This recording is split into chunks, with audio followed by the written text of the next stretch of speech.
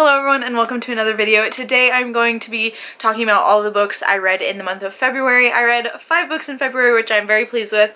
However, I read 1 1-star, 2 2-stars, and 2 4-stars. So quality-wise, not very good, but we're just gonna get into that. It's gonna be a wild ride. Let's go. The first book I read in the month of February was The Secret Garden by Frances Hodgson Burnett. This was the book that had been on my TBR the longest. I've had this book since 4th grade, and this follows a little girl named Mary who at the very beginning of the book, she has to move from India to Yorkshire to live with someone that she has no idea who they are, and she has never been outside of India, so she has no idea what's going on, and she lives in this mysterious mansion with there's like hundreds of rooms, and there's also this mysterious garden that's been locked for 10 years. So I thought that this would have like a magical element to it.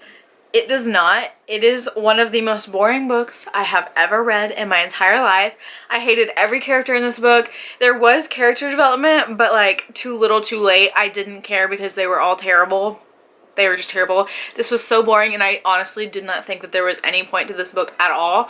If you don't know, I don't like classics. There has maybe been like 1 classic in my life that I've read and loved, and I did not love this one. I gave it 1 star because it was pointless, and I just didn't think that there was literally any point to it. Obviously that's what pointless means, but yes, 1 star. So boring. Don't like it. The next book I read was The Best Laid Plans by Cameron Lund, and I also kind of hated this one. So this one follows a girl named Keeley who is in high school, and she says that she is the only virgin in high school, so it is her mission before she graduates to lose her virginity. I was scared going into this that it would portray being a virgin as a negative thing, and in my opinion, that's exactly what this did. She acted like being a virgin was a personality trait, and she acted like it was a negative personality trait. There were some lines in here that I just remember, and it was like, one of the girls lost her virginity, and she was like, ooh, I'm now finally a woman now that I've lost my virginity. And she just like was so put down because she was a virgin. It makes me angry. I can't stand it. I hated that that was such a thing in here. Like, a lot of people are talking about this book being a sex positive book, but also it was not a virgin positive book, and it was just really ugly and did not like it. But I ended up giving it 2 stars instead of 1 because I read it super quickly and I found myself picking it up, so I was like, I'll add in an extra star. But I just hated how the main character thought about her virginity and how she went about it, and I just think it was not great. The next book I read was Frankly in Love by David Yoon. This follows a boy named Frankly who is Korean American. His parents are from Korea, so they have really traditional, occasionally, almost all the time, racist views, saying that Frank needs to be with a strictly Korean girl and stay within the tribe. But Frank starts dating this white girl and doesn't want his parents to know, so him and this other Korean American girl he knows decide to fake date to please their parents so they can actually date who they want to. It has the fake dating trope, which I am a sucker for.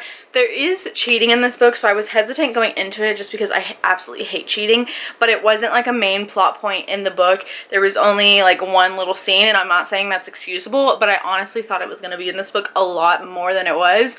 So I was glad to find out that it wasn't. I also was not expecting to cry in this book, and I like full on sobbed 2 different times, and I was not expecting that. There is a trigger warning for cancer in this book, which I think I've heard like 1 person talk about, but I know that that can be very triggering for people, so just be aware of that. And I'm gonna go ahead and say that the relationships in here weren't my favorite. That wasn't the main thing that I enjoyed about this book. I did really enjoy Frank's relationship with his best friend Q. Love that so much. I think that they were a great friendship, and I love friendships in books.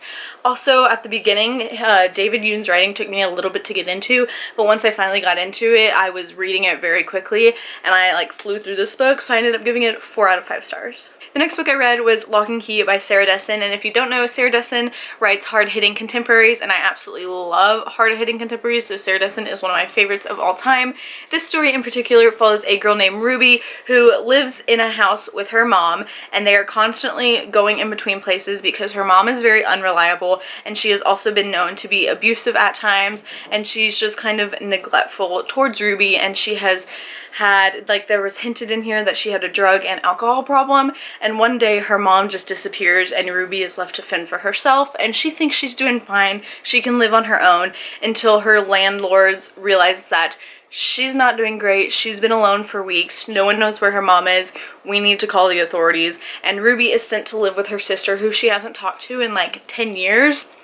It's great. I really love Sarah Dessen. I love the hard-hitting aspects. Like, I feel like a lot of people see Sarah Dessen and they think like romance, like fluffy type reads, but no, her books are always hard-hitting. There's always some kind of topic in there that is like really emotional, and this one in particular was like abuse, estrangement, neglect, so trigger warning for all of those things.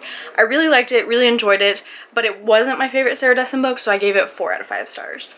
And the last book I read in February was London's Strangest Tales. This is a nonfiction book all about the little stories and secrets and like funny things in London's history, but honestly it was pretty boring. I found myself zoning out in a lot of the stories, and so I was just reading it to finish it at that point. So I gave it 2 out of 5 stars because it wasn't as interesting as I was hoping it would be. So these are the 5 books I read in the month of February. I am definitely hoping that March will be a higher rated reading month for me. Let me know your favorite book you read in the month of February. And that is it for this video. Thank you so much for watching. As always, my social media links will be down below, and I will see you next time. Bye!